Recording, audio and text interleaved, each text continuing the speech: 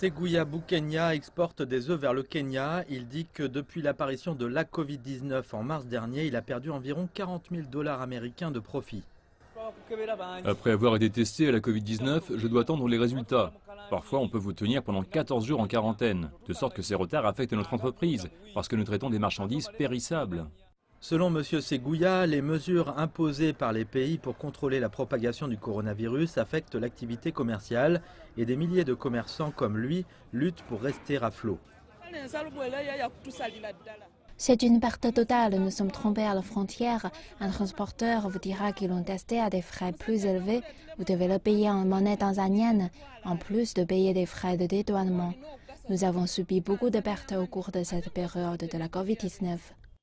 Les gouvernements des pays de la région ont instauré diverses mesures telles que des couvre-feux, des tests obligatoires à chaque entrée et sortie et l'auto-isolement en cas de test positif.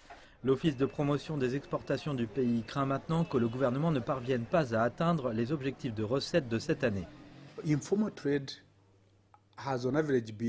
Le commerce informel a été de 550 millions de dollars américains par an. J'ai examiné les statistiques et je ne pense pas que nous allons en obtenir la moitié.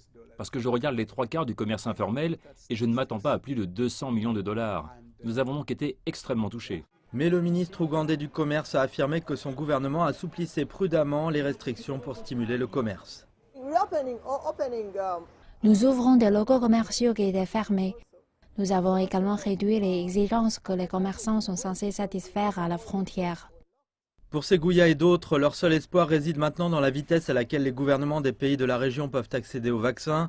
L'Ouganda a déjà passé une commande de 18 millions de doses du vaccin AstraZeneca en provenance d'Inde. Peut-être que cela pourrait aider à contenir la pandémie afin que les affaires recommencent à prospérer.